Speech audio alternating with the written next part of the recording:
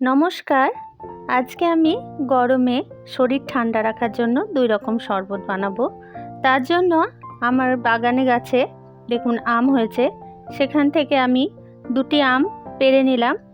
এই আম পোড়ার শরবত বানাবো প্রথমে। তো আম দুটিকে পেড়ে আমি ভালো করে ধুয়ে নিয়েছি। এরপর আমটা আমি জালির সাহায্য নিয়ে পুড়িয়ে নিচ্ছি। আমটা ভালো করে পুড়িয়ে নিতে হবে। আমরা যেভাবে বেগুন পোড়াই সেভাবেই আমও পুড়িয়ে নিতে হবে। দেখুন আমটা পুড়িয়ে নিয়েছি। এবার জলের মধ্যে দিয়ে রেখেছিলাম। জলে কিন্তু বেশিক্ষণ দিয়ে রাখলে চলবে না, 2 থেকে 1 মিনিট জলে রাখবেন, না হয়তো ভেতরে জল ঢুকে যাবে। দেখুন আমটা কিন্তু সিদ্ধ হয়ে গেছে মনে হচ্ছে ভেতরটা। তো আমি খোসা ছাড়িয়ে দেখাই আপনাদের। এখনও আমটা অনেকটাই গরম, তাই খোসা ছাড়াতে একটু অসুবিধে হচ্ছে।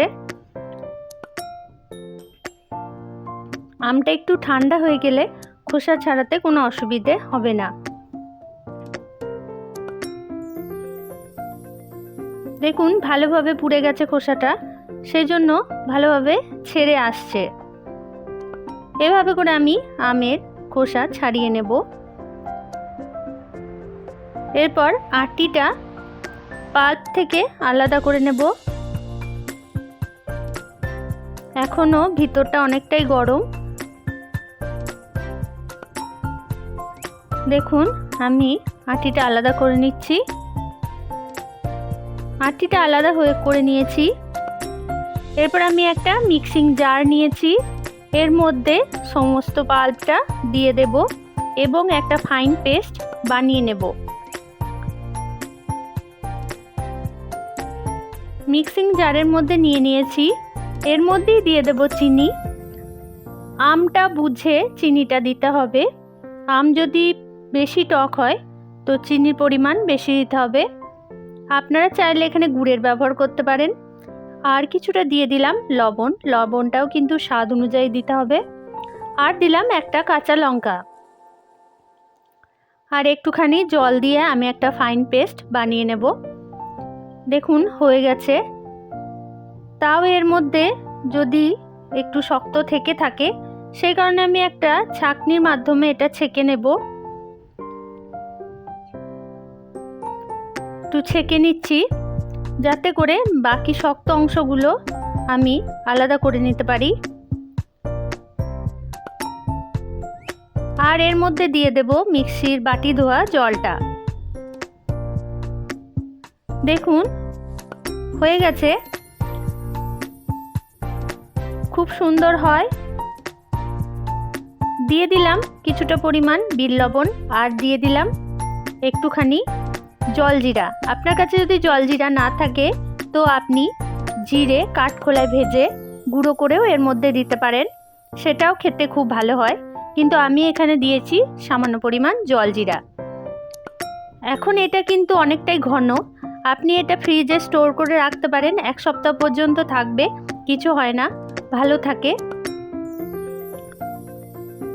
আমি এক্ষুনি সার্ভ করব, সেজন্য আমি একটু ঠান্ডা জল এর মধ্যে অ্যাড করছি। দেখে নেবেন মিষ্টি বা লবণের স্বাদটা খুব সুন্দর হয়, তাই বানিয়ে খাওয়ার অনুরোধ রইল। আমার এই রান্নাটি যদি আপনাদের ভালো লেগে থাকে তো চ্যানেলটি সাবস্ক্রাইব করার অনুরোধ রইল। এরপর আমি একটা গ্লাসের মধ্যে এটা নিয়ে নিচ্ছি আর দিয়ে দিচ্ছি কয়েক টুকরো বরফ। গরমে ঠান্ডা, মন ঠান্ডা, শরীর ঠান্ডা রাখার জন্য খান আম পোড়া শরবত, বানিয়ে খান ও সকলকে খাওয়ান। খুব সুন্দর হয় খেতে। আমি আরেক ধরনের শরবত বানাবো, তার জন্য নিয়ে নিয়েছি 2টি বেল। বেলের শরবতও কিন্তু গরমের সময় খাওয়া খুবই ভালো। বেলটা আমি ফাটিয়ে নিয়েছি। এরপর খোসা থেকে পাল্পটা আলাদা করে নেব। দেখুন আমি খোসা থেকে পাল্প আলাদা করে নিয়েছি। ভেতরে আঠা ও বীজ দুটোই আছে। এখন আমি এর মধ্যে দিয়ে দেব সামান্য পরিমাণ জল। জল দিয়ে কিছুক্ষণ আমি এটাকে ভিজিয়ে নেব। 2 থেকে 3 মিনিট ভিজিয়ে নিলেই চলবে। 2 থেকে 3 মিনিট আমি এটা ভিজিয়ে নিচ্ছি। তারপর হাতের সাহায্যে মেখে নেব এবং একটা ছাঁকনির সাহায্যে বীজ আলাদা করে নেব। দেখুন আমি ছাঁকনির সাহায্যে বীজটা আলাদা করে নিয়েছি। এরপর এর মধ্যে দিয়ে দেব একটুখানি লবণ,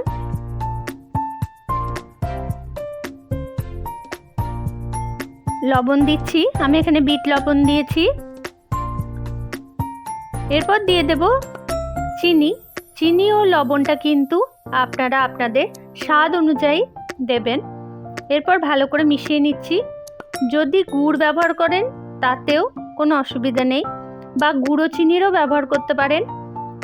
যেহেতু আমি গোটা চিনি দিয়েছি তাই একটুখানি মিশিয়ে নেব এবং একটা গ্লাসের মধ্যে সার্ভ করার জন্য তুলে নেব। ওপর থেকে একটুখানি বরফ দিয়ে দেব এবং সার্ভ করব।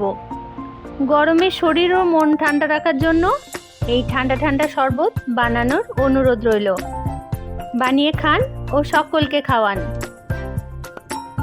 ধন্যবাদ সকলকে। ভিডিও